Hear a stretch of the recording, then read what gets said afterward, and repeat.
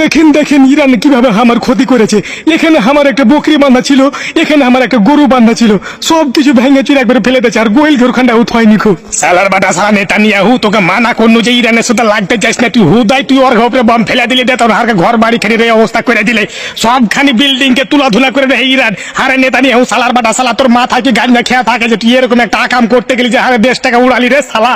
বিশ্বাস করেন, আমি যদি আগে জানতে পারতুম যে ইরান আমার পাছাতে এইভাবে বাঁশ ঢুকাইবে, তো আমি বাপের কালে ওর উপরে বম ফেলতে যাই। তুমি না গো, আমি কে জানি যে এরকম একটা কাণ্ড ওরা ঘটিয়ে দিবে। সালা আমি সেদিনকে গাঞ্জা খেয়েছিল, মদ খেয়েছিল, তার মাথাতে কাজ করছিল না। সালা কোন দিকটা কি করতে যার দেশে বম ফেলে দিলু।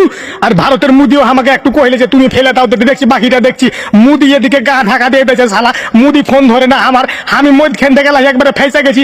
আমেরিকার প্রেসিডেন্ট ডোনাল্ড ট্রাম্প সালা বৌরু মানির বেটাও কিছু কহে না খো, আমার একেলা মদ খেন থেকে ফাঁসিয়ে দেয়। সালার বেটা দেশ বাড়ি আমার ঘর বাড়ি যা ছিল সব উড়িয়ে দিয়েছে।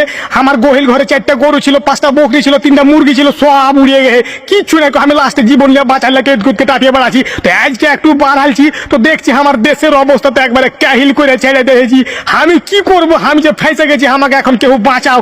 আমাকে তো লাই থুইবে রাখো, গোটা মুসলিমেরা লাই আমার উপরে খেপে গেছো, আমাকে লাই আমার জীবন বাঁচালে এখন তোর জন্য লেগে। তো আমি এটাই করছি, আমি আমাকে ক্ষমা করে দাও, আমার ভুল হয়ে গেছে, আমাকে মাফ করে দাও। আমি বাপের কি রেখে করছি, আর জীবনে এরকম কিছু ভুল টুল করবো না, আমাকে ক্ষমা করে দাও তোমরা।